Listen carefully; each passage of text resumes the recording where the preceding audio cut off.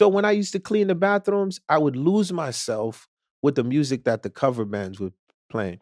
And I remember I had the plunger and somebody did a mess in the bathroom, man. And I like put the plunger down, you know what I'm saying?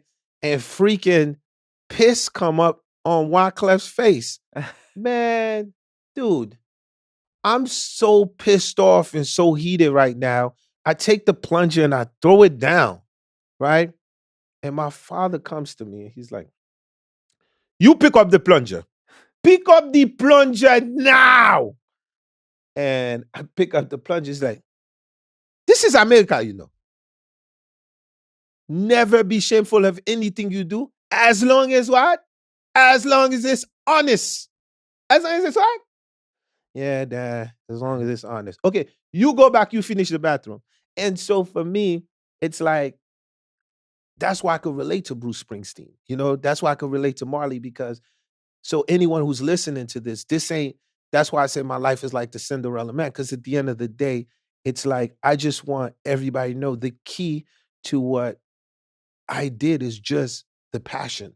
And at the end of the day, it's like whether I'm cleaning the bathroom, whether I'm a waiter, wherever you see me, everyone gonna be like, "Yo, when I seen this dude, he just was so happy like it was his last day on earth." Mm. Because this is how my daddy raised me, but in my brain, I just had a ending plan. It's not where you start, but where you going, you know? And I think it's having that positive aspect that is always lets you move forward instead of saying, "Ah, this is all I'm gonna be. I have like, my excuses. I can't do it." Like if every day you're kind of saying, "Okay, well, I'm listening to yes, I'm cleaning the bathroom. I'm gonna be positive about it," just like my dad said. That's always a way to just slightly move the needle a little forward. And if you keep doing that, maybe it'll be at a later age you could succeed where you succeeded, but it could still happen. 100%. I always tell people that first rule my dad to me, you have to have a job. Like you gotta be doing something. Like at the end of the day, but the job, but passion is different. And my dad said, but once you lose your passion, though, you lose everything. So I always tell people. So my brother is a lawyer, but his passion is writing. So he loves to write scripts, and this is where he gets like his energies. And so I always meet people, and they're like, "Yo, I'm working at AT&T, right?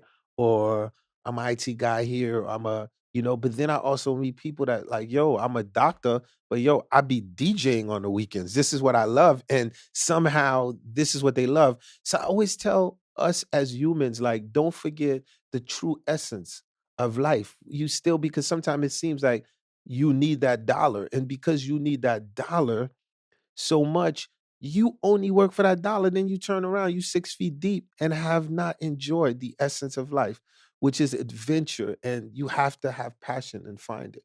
And so there's two things I want to unpack there. One is kind of the obvious question, which is some people they've been so drained in by, college, grad school, then their job for 20 years, then raising the family, all of these honorable, respectable things, but they forgot to find their passion or they forgot to find a passion because you don't have to be passionate about just one thing, you can be passionate about many things. What's a technique maybe to find a passion? And you found yours so early on, maybe it's hard for you to sort of connect how someone older could find a passion. Well, I think older people could definitely find a passion. I'll give you an example.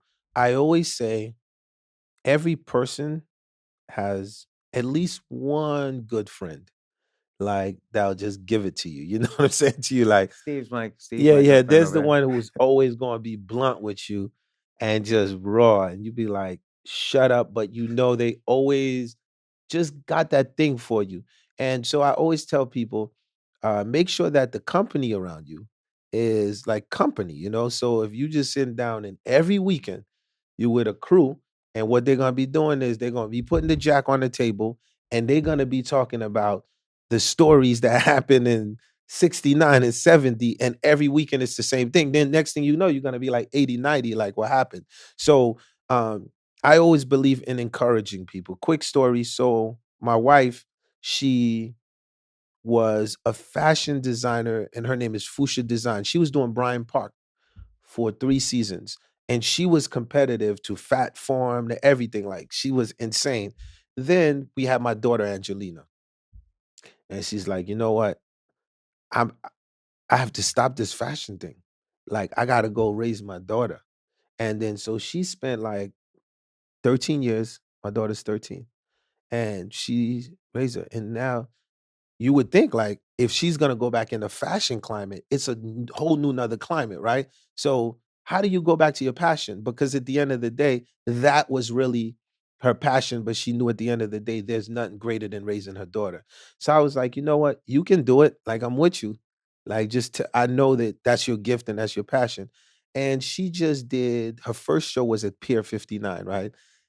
Man, she did this show. My daughter's 13. She comes out. I'm DJing the show. I'm the DJ for hire. And and uh and I look at her face. It's priceless. I could never get her to cheese like that because the cheese is coming all the way up to her ears because once again, it's something that she's passionate about. So I always say you need people around you still that can at least encourage you and tell you, "Yo, you're not finished." Like, "Yo, you still got it." Like, you still need that cuz sometimes when we as humans are just by ourselves with nothing, the doubt factor will for sure kick in. And so I'm gonna get to the doubt factor in a second because you had to deal with it with your first album. But there's one other thing I want to mention about all your jobs that you had when you were starting out, and I've heard you refer to this in an interview. And I love this. Describe the phrase "build your vacuum network."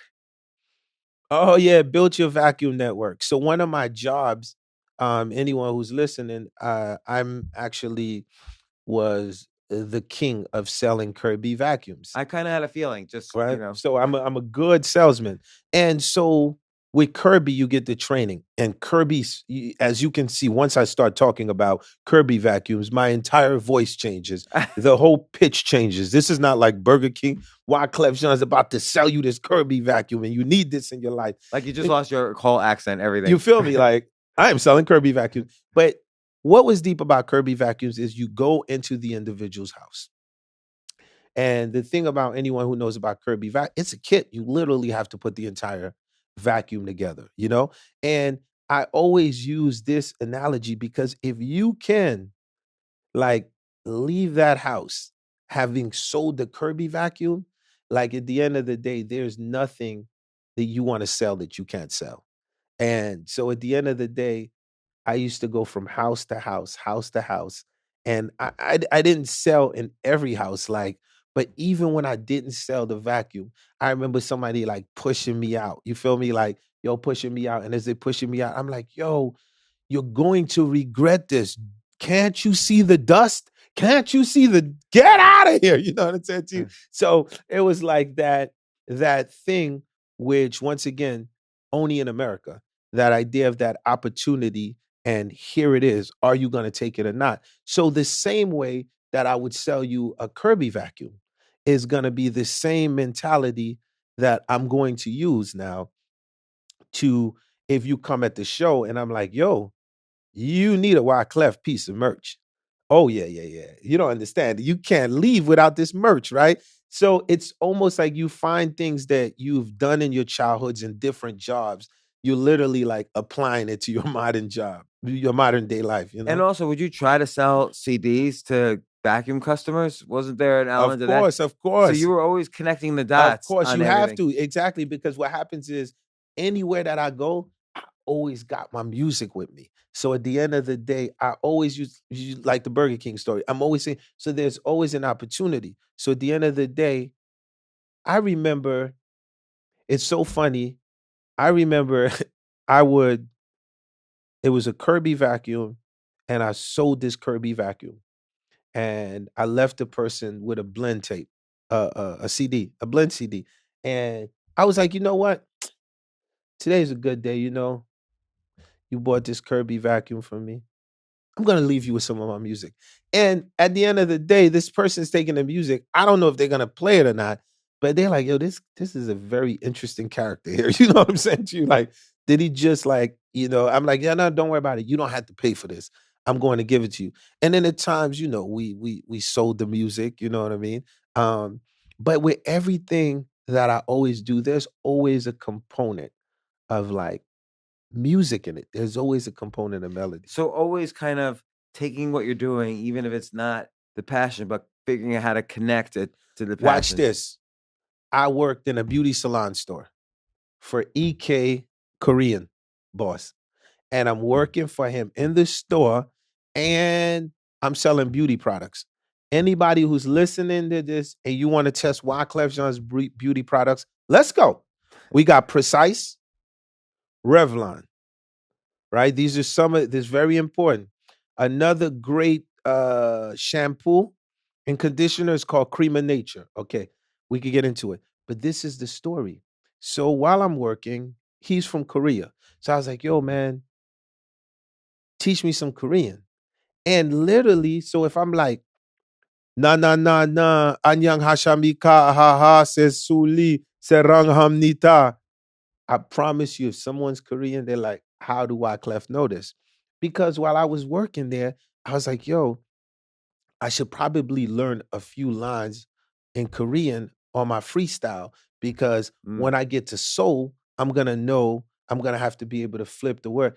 Man, if someone was standing next to me in the hood, like, so where the hell are you? What are you thinking about? You know? But once again, this is that connection of anything that I'm doing. There's always some kind of a music thing I'm looking for. Well, and also you mentioned Einstein was one of your favorite philosophers. This is a thought experiment. What if my music keeps going and I end up in Seoul, Korea? I need to be able to blow the crowd away. Hey, thanks for listening to the James Altucher Show on YouTube today. I have more great episodes for you every single week. So don't forget to click my face right now and subscribe to the show. More episodes are here. More episodes are coming. Thanks so much for watching.